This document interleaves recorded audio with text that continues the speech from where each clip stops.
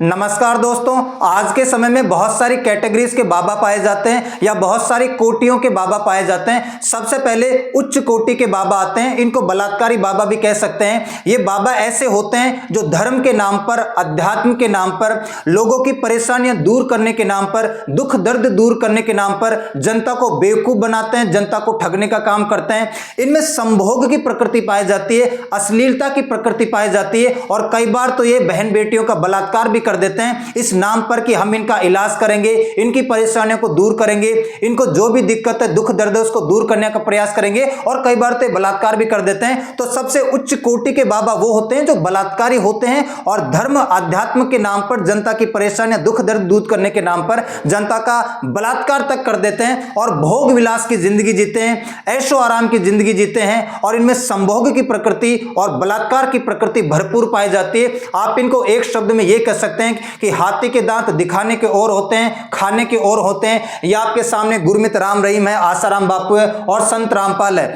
फिर आते हैं थोड़े इससे निम्न कोटि के बाबा। ये बाबा बलात्कारी नहीं होते हैं या संभोग की प्रकृति नहीं होती है या इसमें अश्लीलता की प्रकृति नहीं होती है। बलात्कार, संभोग, अश्लीलता, इन तीनों शब्दों को दूर हटा दिया जाए तो ये क्या करते हैं? धर्म का ज्ञान देते हैं, अध्यात्म का ज्ञान देते हैं और जनता को लूटते ये भी हैं। ये निम्न कोटि के बाबा हैं, ये भी जनता को लूटते हैं, जनता को ठगते हैं, इलाज करने के नाम पर, उसको दिशा या राह दिखाने के नाम पर, धर्म के नाम पर, अध्यात्म के नाम पर, बड़े पैमाने पर। इनको आप एक लाइन में ये समझ सकते हैं कि पंडित जी खुद तो बैंगन खाए और औरों को परहेज बताए। खुद तो दुनिया भर का ज्ञान बांट लेते हैं और खुद ही फिर लग्जरी लाइफ जीते हैं और भोग विलास की पूरी जिंदगी जीते हैं। ये बलात्कार, अश्लीलता और संभोग से थोड़े दूर रहते हैं। ये मैं निम्न कोटि के बाबाओं की आपको बात बता रहा हूं। इसके बाद में एक नई विशेष प्रकार की कोटि के बाबा होते हैं, एक विशेष कैटेगरी मैंने बनाई है जो तर्कहीन पाखंड वाले बाबा है। ये लोग चिट्ठी निकालकर जनता का इलाज कर देते हैं। ये लोग हुलुलु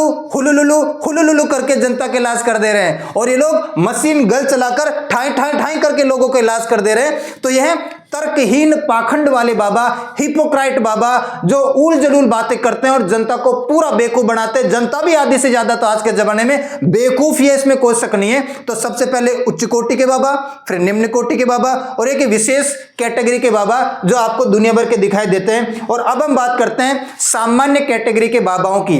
एक महान संत जिनका चेहरा आपको सामने दिखाई दे रहा है, इनका नाम है प्रेमानंद जी महाराज।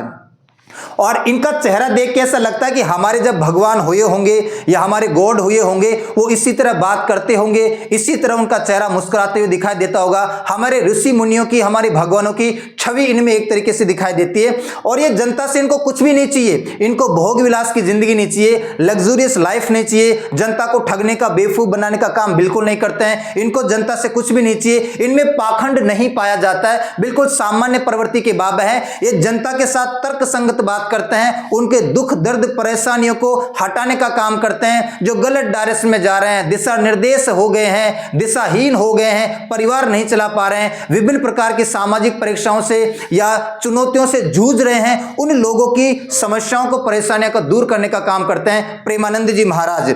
और इनके जीरो हेटर्स हैं, इनसे कोई भी द्वेष नहीं करता है, इनसे कोई भी मतभेद नहीं करता है या इनके कोई भी किसी प्रकार के दुश्मन नहीं पाए जाते हैं। तो फिर यह कौन सी बात होगी? अरे दुश्मन तो भगवान राम के भी थे, दुश्मन तो भगवान श्री कृष्ण के भी थे, दुश्मन तो भगवान शंकर के भी थे। तो यह कैसे हो सकता है कि हमारे प्रेमानंद जी महाराज, जिनके हम जितनी इतनी रेस्पेक्ट करते हैं, अब इस टाइम पे जितने भी महान संत आपको दिखाई देते हैं, सबसे सर्वोच्च पद इन्होंने ले रखा है। इनके जीरो हेटर्स हैं और सब इनको बहुत ही बढ़िया मानते हैं।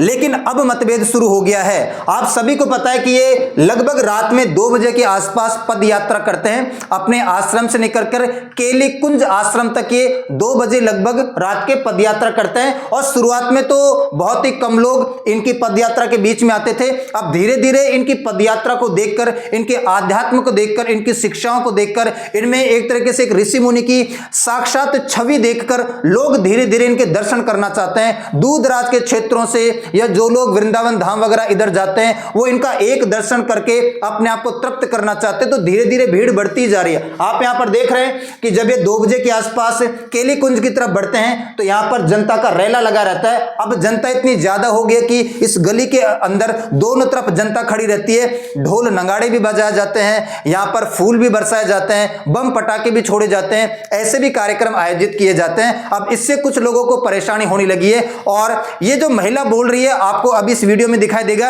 ये कह रही है कि ध्वनि प्रदूषण होता है, इससे हम सो नहीं पाते, हमें बड़ी परेशानी होती है, अपने घर में आने में जाने में बड़ी परेशानी होती है, रात बरात हम निकलते हैं तो पूरा का पूरा चक्का जाम रहता है, हम अपने घरों से बाहर नहीं निकल सकते हैं, रात में इतना ज्यादा शोर शराबा होता है बम पटाखों की वजह से कि हम लोग सो नहीं पाते हैं, हमारे बच्चे पढ़ाई लिखाई नहीं कर पाते हैं, नींद पूरी नहीं हो पाती, तो फिर दूसरा दिन हमारा अच्छा नहीं गुजरता है। तो इनकी पदयात्रा को बंद किया जाए। धीरे धीरे अब ये पाखंड करने लगे हैं, ऐसा इस महिला ने बोल दिया है। आप एक बार ये वीडियो देखो।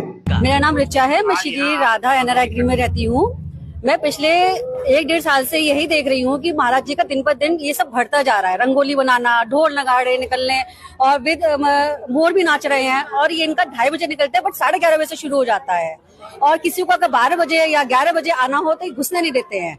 इनका मोटी मोटी रस्सियां लग जाती हैं और साथ में प्रशासन चलता है। और तो और इनसे ये भी नहीं होता तो इनकी दिवाली बनती है।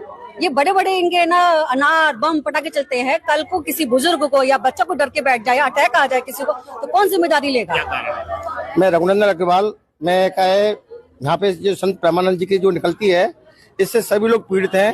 प्रॉपर ओनली 3 घंटे सो पाते। इस वीडियो में महिला ने आपको वही बोला है जो मैंने आपको बताया कि हमें सोने में परेशानी होती है, हमें आने जाने में परेशानी होती है, भीड़ इतनी ज्यादा होगी कि शोर शराबा बहुत ज्यादा होता है, ध्वनि प्रदूषण बहुत ज्यादा होता है, 11 या 10-11 बजे से लोग यहाँ पर इकट्ठा होना शुरू हो जाते हैं और बहुत प्रकार की परेशानी है। और एक आदमी तो यहां तक बोल दिया कि इससे आतंकवाद को बढ़ावा मिल रहा है, आतंकवादी गतिविधियां हो सकती है। देखो जरा, पाते हैं मतलब आतंकवाद सा हमको फील होता है। हम संतों का बहुत सम्मान करते हैं, पर कभी भी हमारे यहाँ प्रभात फेरी निकलती थी, शाम फेरी निकलती थी, रात्रि फेरी कभी नहीं निकलती थी।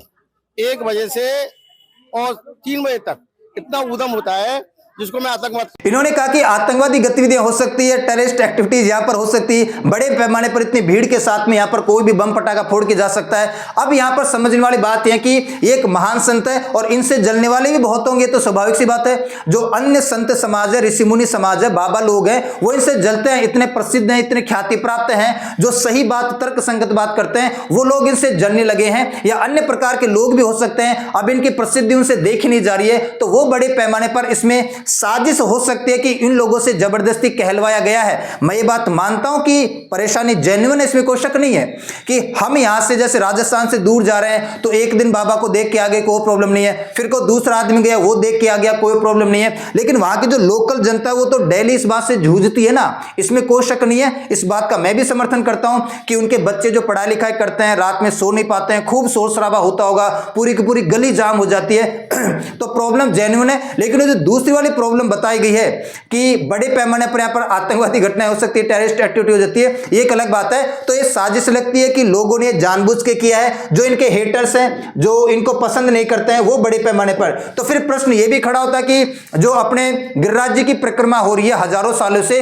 वहां पर तो लाखों लोग इकट्ठा होते हैं, उससे तो आज तक परेशानी नहीं हुई। वहां पर भी आप देखो छोटी छोटी सकड़ी सकड़ी गलियों से हम निकल के जाते हैं और निकलने के बाद वहां पर बहुत सारे घर भी आते हैं, बहुत सारे मकान भी आते हैं, सारी रात लोग परिक्रमा लगाते हैं, उससे तो लोगों को परेशानी नहीं होती है, वो तो उस माहौल में ढल गए हैं। तो आपको भी शायद माहौल में ढल जाना चाहिए। ये थोड़े दिनों की बात है, उसके बाद आपको भी ऐसा लगेगा कि आपको आवाज नहीं आ रही है, आप आध्यात्म में डूब जाओगे। तो ये मात्र एक साजिश लगती है ज्यादातर, तो बाकी इनकी समस्याएं भी जेन्युइन है, इसमें कोई शक नहीं है। तो बाबा जो हमारे प्रेमानंद जी महाराज है, उन्होंने अब इसको स्थगित कर दिया है पदयात्रा को, कि थोड़े बीमार हैं, इस वजह से वो 2 बजे पदयात्रा नहीं कर पाएंगे, आश्रम से केली कुंज नहीं आ पाएंगे, तो अभी के लिए स्थगित कर दिया गया है। तो ये थोड़ी सी दिक्कत हो गई है, तो देखते हैं भविष्य में क्या होता है। तो आज के लिए इतना ही करते हैं, मिलते हैं नेक्स्ट क्लास में, तब तक के लिए सभी को धन्यवाद।